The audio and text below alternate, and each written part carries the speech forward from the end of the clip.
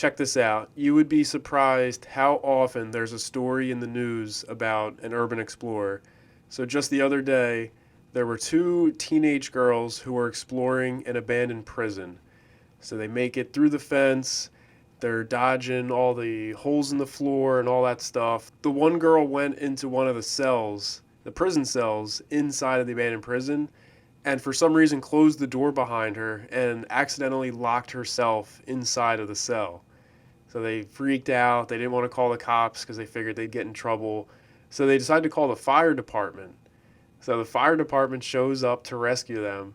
The firefighters went into an adjoining cell and had to use an axe to chop out the concrete blocks making up the shared wall to it. And they were able to make a big enough hole that she could climb through, and they got her out.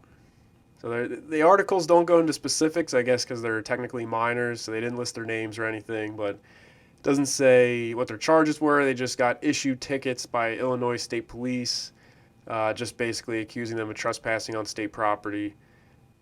So the article describes the girls as urban explorers. I'm not really sure how involved they are. It basically said that they saw the abandoned prison on a TV show and just decided to go and check it out. So who knows if it was their first time or what. Crazy story. I mean, if you saw my Urbex tips series, the first video about what to bring when you go exploring, one of the things was a door stopper. I'm not sure if that would have helped in this case, but always keeping in mind, one, not to close doors behind you, or if you do open a door, make sure that you can prop it open with something just in case it locks one way. It's a one-way locking thing that you can open it from the one side, it locks from the other. So just this story right here is a perfect example of why you should be very careful going through abandoned buildings. Not even looking out for falling through the floor or anything, but just something as simple as keeping track of doors you open and close. Apparently the firefighters were familiar with the prison. They said that they had their own route that they took to get through the prison to where the girls were, because apparently it's so hazardous inside. There are entire sections of the floor missing.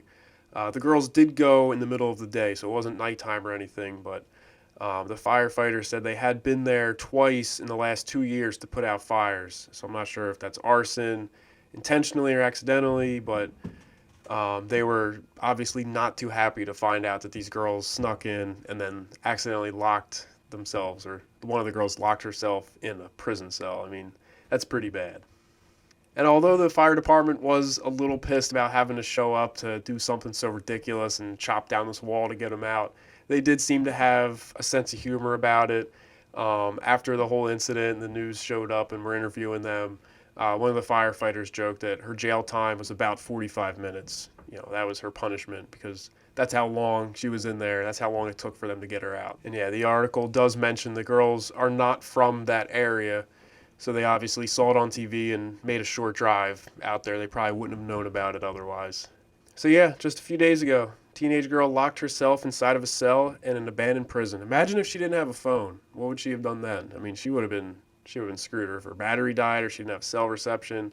Just another reason to be smart and stay safe.